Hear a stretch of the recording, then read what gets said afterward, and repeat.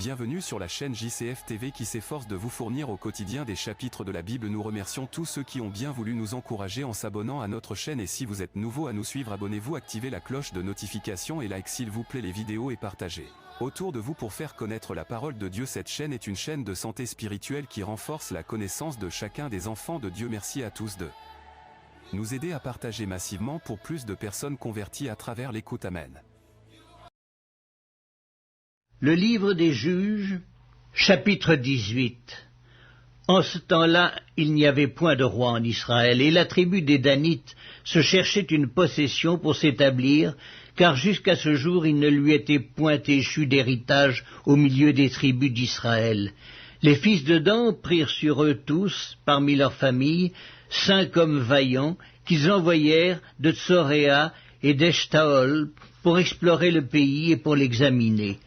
Ils leur dirent « Allez, examinez le pays. » Ils arrivèrent dans la montagne d'Éphraïm jusqu'à la maison de Mika, et y passèrent la nuit.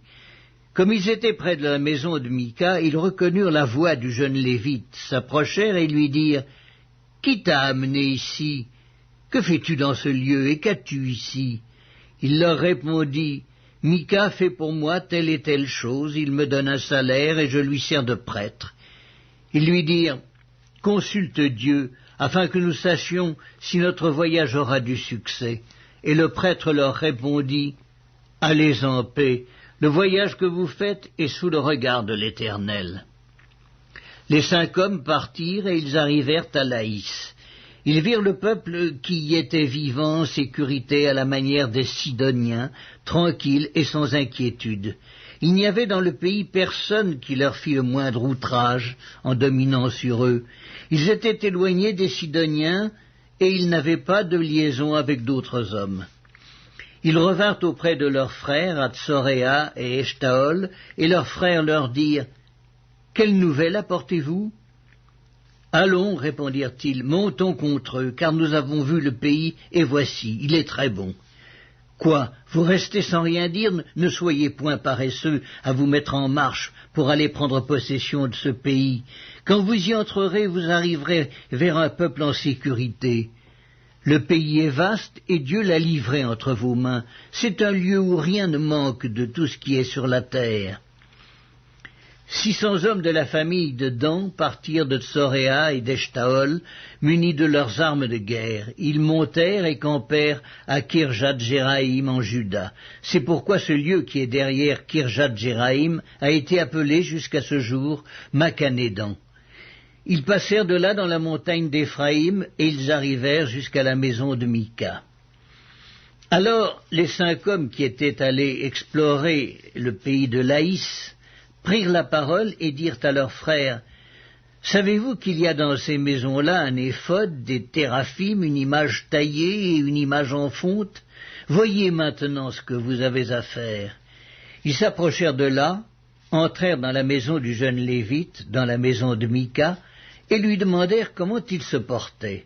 Les 600 hommes d'entre les fils de Dan, munis de leurs armes de guerre, se tenaient à l'entrée de la porte.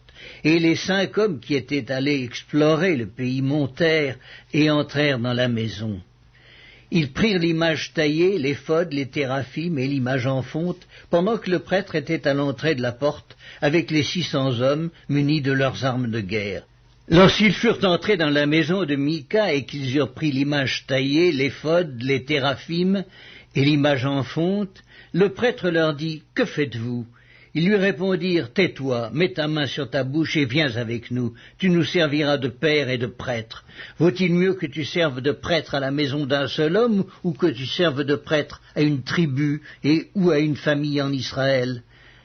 Le prêtre éprouva de la joie dans son cœur, il prit l'éphod, les téraphim et l'image taillée, et se joignit à la troupe. Ils se remirent en route et partirent en plaçant devant eux les enfants, le bétail et les bagages. Comme ils étaient déjà loin de la maison de Mika, les gens qui habitaient les maisons voisines de celle de Mika se rassemblèrent et poursuivirent les fils de Dan. Ils appelèrent les fils de Dan qui se retournèrent et dirent à Mika « Qu'as-tu et que signifie ce rassemblement ?» Il répondit « Mes dieux que j'avais faits, vous les avez enlevés avec le prêtre et vous êtes partis, que me reste-t-il ? Comment donc pouvez-vous me dire qu'as-tu » Les fils de Dan lui dirent, « Ne fais pas entendre ta voix près de nous, sinon des hommes irrités se jetteront sur vous, et tu causeras ta perte et celle de ta maison. » Et les fils de Dan continuèrent leur route. Mika, voyant qu'ils étaient plus forts que lui, s'en retourna et revint dans sa maison. Ils enlevèrent ainsi ce qu'avait fait Mika et emmenèrent le prêtre qui était à son service, et ils tombèrent sur Laïs, sur un peuple tranquille et en sécurité. Ils le passèrent au fil de l'épée, et ils brûlèrent la ville. Personne ne la délivra, car elle était éloignée de Sidon, et ses habitants n'avaient pas de liaison avec d'autres hommes. Elle était dans la vallée qui s'étend vers Beth-Réhob. Les fils de Dan rebâtirent la ville, et y habitèrent. Ils l'appelèrent Dan, d'après le nom de Dan, leur père, qui était né à Israël. Mais la ville s'appelait auparavant Laïs. Ils dressèrent pour eux l'image taillée, et Jonathan, fils de Gershom, fils de Manassé, lui et ses fils, furent prêtres pour la tribu des Danites jusqu'à l'époque de la captivité du pays. Ils établirent pour eux l'image taillée qu'avait faite Mika pendant tout le temps que la maison de Dieu fut à Silo.